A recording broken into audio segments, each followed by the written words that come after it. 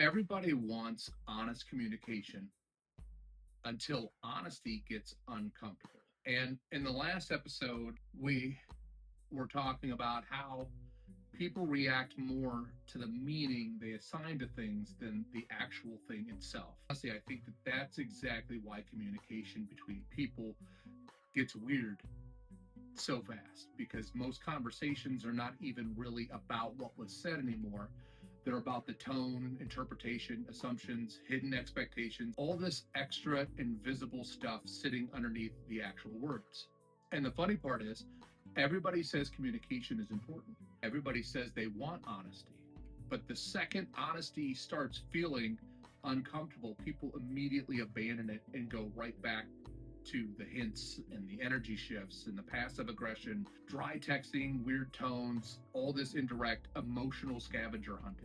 People don't even communicate directly anymore. And I don't even fully blame people for it, because I honestly think most people genuinely believe they are communicating clearly. Meanwhile, they're saying things that require a forensic investigator and two therapists to fully decode. For example, have you ever had somebody obviously upset and you ask them what's wrong and they hit you with nothing? And now you're in the dumbest situation possible, because everybody involved knows nothing does not mean nothing. Nobody has ever said nothing like that and genuinely meant peace and emotional stability. That word immediately changes the atmosphere in the room. And now the other person has to do emotional detective work. Like, okay, are we actually good? Am I supposed to ask again? Was that a test? Did I miss something? And honestly, that right there explains a ridiculous amount of relationship tension, because people expect emotional understanding without emotional clarity. That's the whole issue. And texting made this even worse, because now communication is basically missing half the human experience. There's no tone, no facial expression, no timing, no energy, just words floating in space while your brain tries to decide what emotional crime may or may not have just occurred. And everybody acts like they don't do this either. Meanwhile, somebody sends K, and now your whole nervous system starts buffering. And the crazy part is, people will spend hours interpreting a text message instead of just asking one direct question. That's what kills me. We build a full Netflix crime documentary in our heads before saying, hey, what did you mean by that? I think people avoid direct communication because direct communication feels vulnerable now. Like, think about how much easier it is to communicate indirectly. It's way easier to say, I just think it's funny how, than to say, that actually hurt my feelings. That's a completely different level of honesty. One sounds protected, one sounds exposed. And most people would rather protect themselves emotionally than communicate clearly. So instead, people hint, they imply, they change energy, they become dry, they start acting weird, hoping the other person notices. And then everybody acts confused when communication completely falls apart. Of course it falls apart. Nobody's saying the actual thing. And honestly, I think social media made this way worse, because now everybody thinks they're emotionally intuitive when really they're just hyper reactive. Now everybody's diagnosing each other constantly. That's narcissism. That's avoidant behavior. That's gaslighting. Relax. Sometimes somebody just had a bad day and answered your text weird while standing in line at Chipotle. Everything is not psychological warfare. And at the same time, though, why people communicate indirectly. And at the same time, though, I do understand why people communicate indirectly now, because direct honesty feels risky. It's uncomfortable to tell somebody, I need reassurance right now. That feels vulnerable. It's uncomfortable to say, I actually wanted more attention from you. That feels exposing. It's uncomfortable to admit that hurt me more than I expected, right? So instead, people emotionally maneuver, they test, they withdraw, they become passive aggressive. They post weird Instagram stories hoping one specific person understands the message, which honestly is one of the funniest forms of communication we've created as a society. Nothing says emotional maturity like posting song lyrics at 1:14 in the morning, hoping somebody decodes the pain. And everybody knows exactly what's happening too. Nobody posts Future's lyrics piece of and modern dating might be the funniest version of all of this because nobody says what they actually want anymore. Everybody's trying to look unbothered. So now you've got two people genuinely interested in each other, both pretending to care slightly less than they actually do. And then both people wonder why communication feels weird.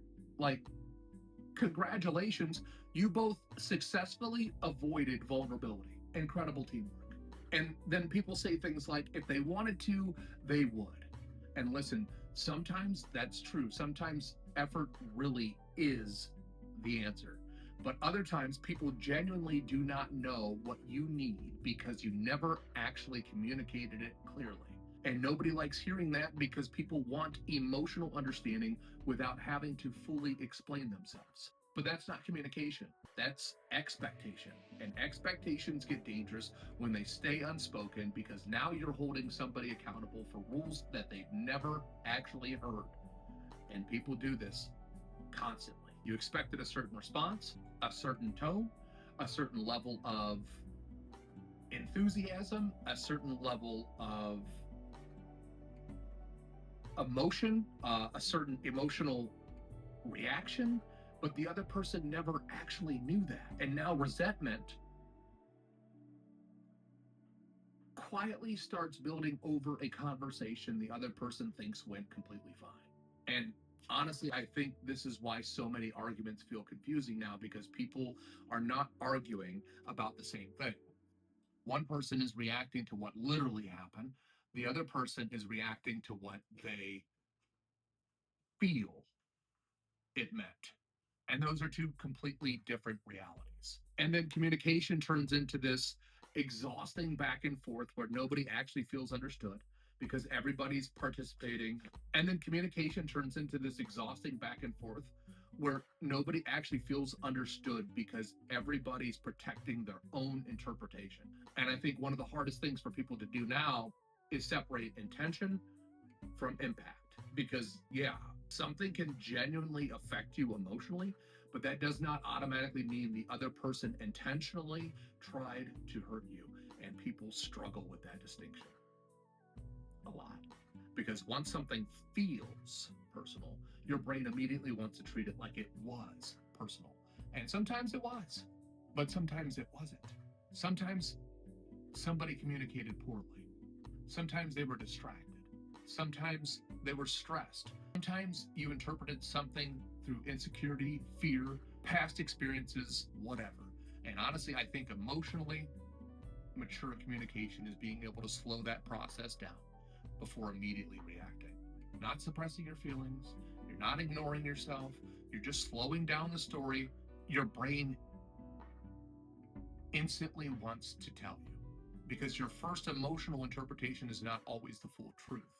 And I think people underestimate how much ego affects communication too, because ego hates direct honesty. Ego would rather become cold, distant, sarcastic, passive aggressive, literally anything, before simply saying, hey, that hurt my feelings. Because direct honesty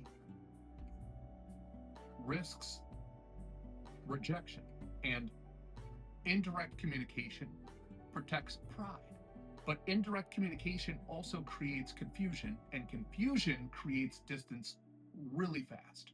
I think people spend way too much time trying to be understood and not enough time trying to be clear.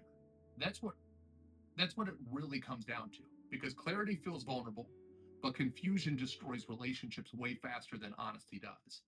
And I think a lot of tension between people would disappear if more people stopped trying to be emotionally interpreted and started communicating more directly. Not aggressively, not dramatically, not like a motivational speaker with unresolved trauma, just honestly.